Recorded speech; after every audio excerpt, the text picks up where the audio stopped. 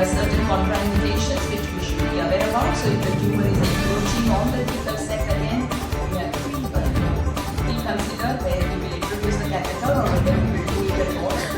If the patient is raised intradental pressure, if the implant is not visible to 2.5 centimeters from the skin, if the patient is an echoendopathy, or if the patient is so catheterized that his tissues cannot hold the pump,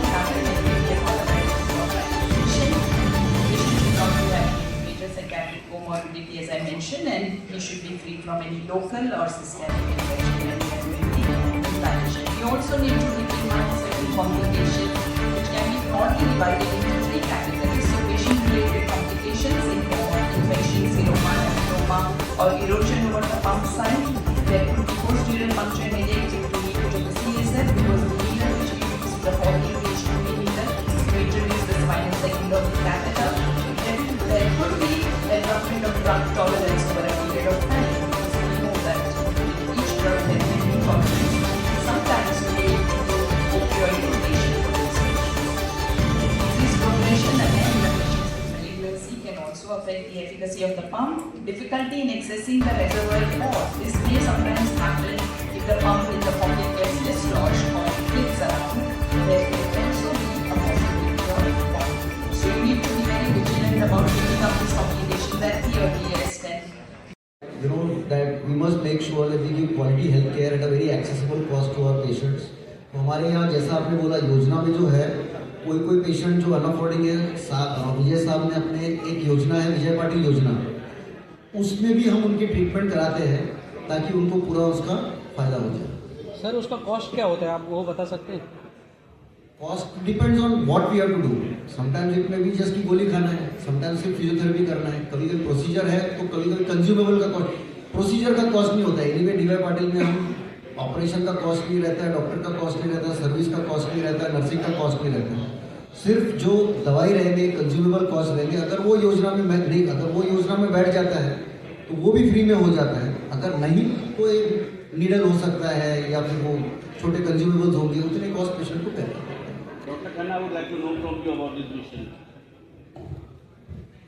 आप लोगों के सवालों से मुझे पुराना गाना याद आ गया जो 1960 में आया था हमारे इंडिया में। दुनिया में आए हैं तो जीना ही पड़ेगा, जीवन अगर जहर है तो पीना ही पड़ेगा। तो हमारी मिशन जो है, हम किसी भी दर्द को नासूर बनना नहीं देना चाहते।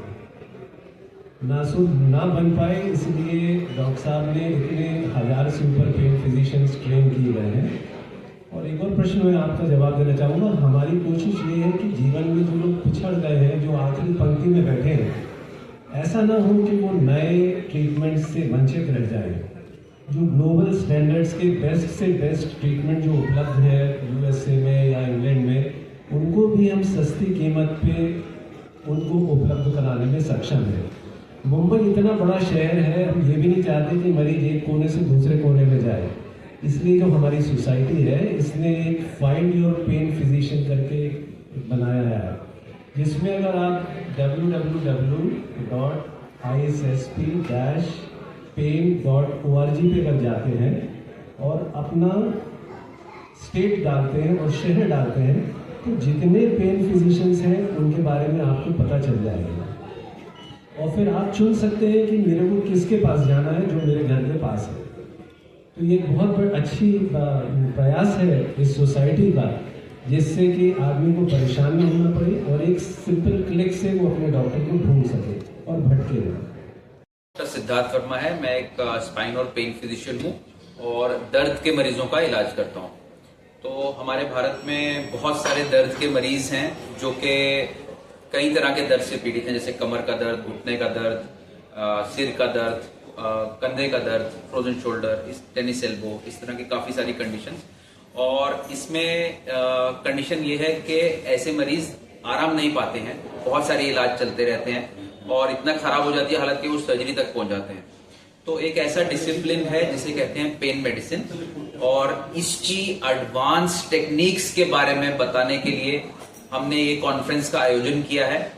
और हम ये पिछले 4-5 साल से इसके बारे में छोटी छोटी एक्टिविटीज कर रहे थे, बट इस बार हमने ये एक इंटरनेशनल लेवल पे ये कॉन्फ्रेंस का आयोजन किया है। इसका नाम है मिप्सिकॉन।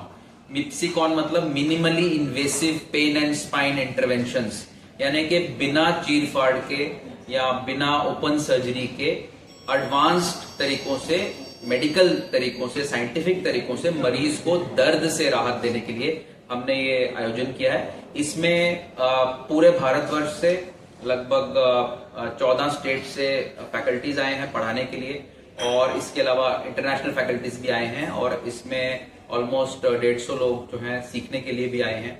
और इसमें ये जानकारी दी जाएगी कि कैसे इन लेटेस्ट तकनीकों से मरीजों को पेन का इलाज जो है उसका किया जा सकता है। और इसको ऑर्गेनाइज करने के लिए Mumbai pain school, pain Asia India और DY Patil university school of medicine से जो फेलोशिप प्रोग्राम है, यानी कि fellowship programme in pain medicine, उनका बहुत सहयोग है। और इसमें और जो संस्थाएं इससे जुड़ी हैं उनमें Indian society for study of pain, Indian society of anaesthesiologists का specially Navi Mumbai city branch के जो लोग हैं वो इसमें मेन है। और इसके जरिए इन सबके सहयोग के साथ हम ये जानकारी देने के लिए आज कॉन्फ्रेंस कर रहे हैं, और कल और परसों इसके लिए वर्कशॉप जो है उसका आयोजन DY पाटिल यूनिवर्सिटी में किया जा रहा है।